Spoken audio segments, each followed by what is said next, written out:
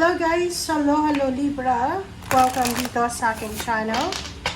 Kapalaran 888 Libra, alamin natin kung anong messages, vibration, gabay, energy para sa lahat. Okay Libra, this is general weekly tarot reading, so pwede kang makaresonate. Gamitin mo yung intuition para makuha mo kung ano talaga ang message na kailangan mo. And please connect your intuition sa message na to.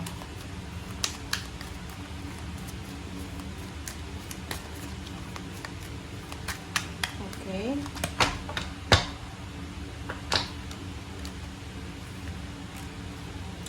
Okay, Libra. Double mission, channeling, and uplifting humanity. Unbound. Wow. Okay. Sa linggong ito, Libra, sinasabi ng barahan na marami kang marirealize or maraming parang yun nga, realization ang posibleng may isip mo or marirealize mo na kung ano yung purpose mo dito, kung ano yung mission mo dito sa mundo. Sa linggong ito, sinasabi ng barahan na siguro maraming mga connection ka, it's either friendship,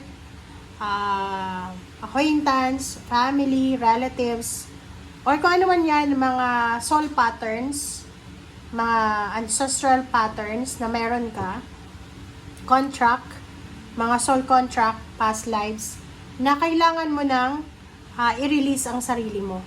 Like for example, may mga kakilala ka na, like for example, yung dati mong boss, dati mong employer na hindi ka makamove on sa kanya because sa mga pambubuli niya sa'yo or sa kung ano man na ginawa niya, you need to release yourself. Relationship, ganun din. If meron kang relationship na alam mo na hindi ka makamove on, so you need to release yourself. Contract, ganun din. Contract, like for example, may mga kontrata ka na hindi naman na kailangan tapusin mo na siya. This week, sinasabi ng barahan na have fun, Libra, celebrate, don't be serious. So, kung ano man ang nangyayari sa ngayon, sinasabi ng barahan sa'yo, Libra, na kailangan mong i-prioritize yung happiness mo, yung kaligayahan, and wag mong masyadong seryosohin ang mga bagay-bagay. Okay, thank you.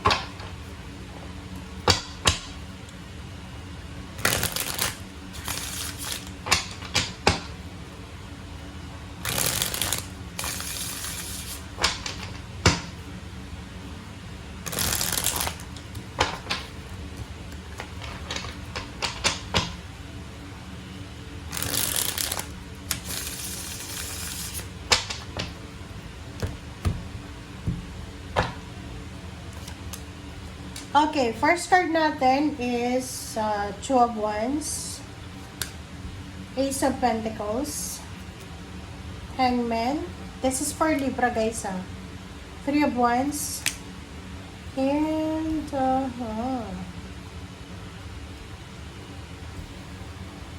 ayun, nakikita nyo, guys, and kung yung alignment ng barahan natin hindi maganda, pasensya na.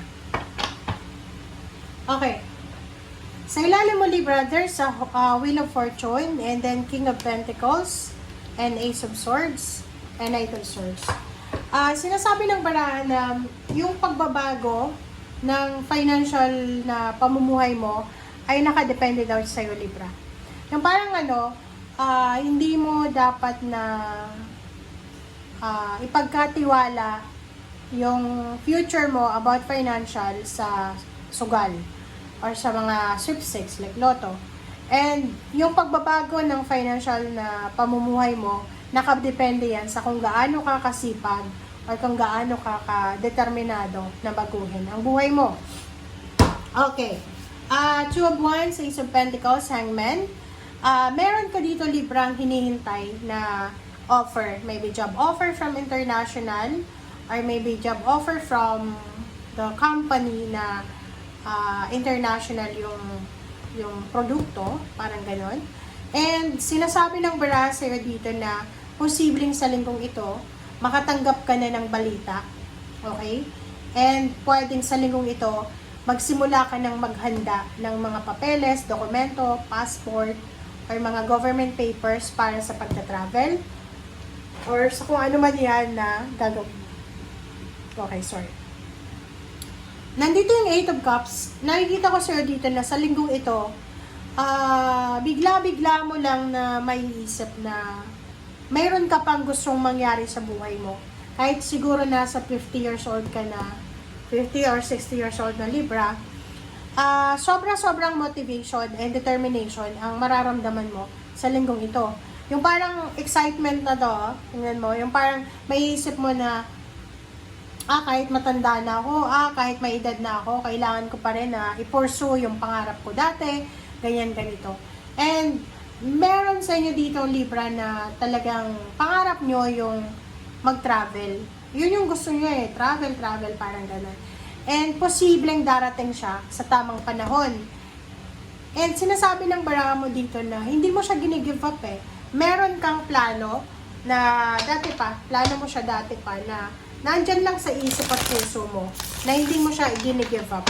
Na posibleng mangyari siya sa mga susunod na araw. Okay, tignan natin. Let's confirm kung totoo ba yan. Diba? Yung Palace of Coins and Two of Wands, sinasabi na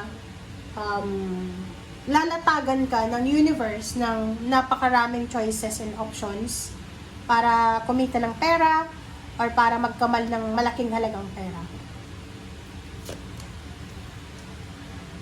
Nakikita ko sa'yo dito na isa sa mga kinakatakutan mo talaga is yung mawala ng pera. Yung iba ditong Libra is natatakot sila na sa sobrang responsable mo, parang natatakot ka na mawalan ka ng trabaho, mawalan ng pera. Yung Ace of Pentacles dito, sinasabi ng baraha sa'yo na meron kang nararamdaman na konting excitement and takot.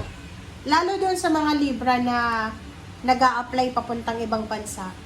Yung excited ka sa bagong journey mo, sa bagong lugar na pupuntahan mo, but may konti kang takot kasi hindi mo pa alam kung saan ka papunta.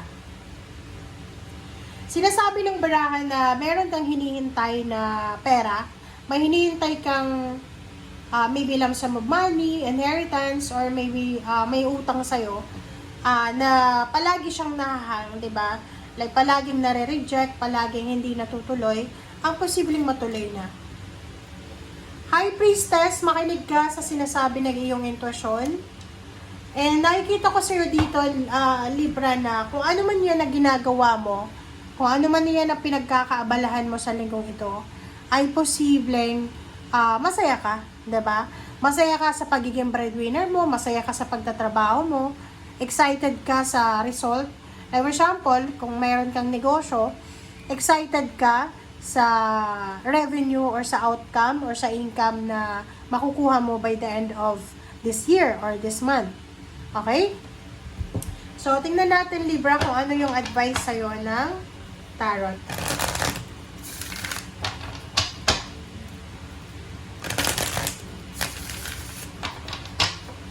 Okay, what's the advice for Libra? Okay. Prince of Wands. Ang advice sa'yo dito is wag mong aalisin. Kaya nga meron ditong have fun, celebrate, and don't be serious. Kasi sinasabi sa'yo ng baraha na kahit gaano ka ka-busy, gaano ka kapagod, you need to be happy. You need to find happiness. And you need to find excitement. Three of Swords. Sinasabi ng baraha sa'yo, Libra, na maging masaya ka and huwag kang magigilty na maging masaya. Sinasabi ng baraha din sa'yo, Libra, na huwag kang masyadong nakafocus sa trabaho, huwag kang masyadong hardworking, huwag kang masyadong parang sinasabi ng baraha din sa'yo na kasi yung direction mo dito, 'di ba? Tingnan mo. Parang ang dami-dami mong plano pero hindi natutuloy because ang priority mo is trabaho. Ang priority mo is yung obligations mo. So, this week, Libra, huwag kang mag-guilty na mag-enjoy, mag-relax, or huwag kang mag-guilty na kumain ng masarap or magpahinga or ganyan ganito. Okay, thank you guys. Bye!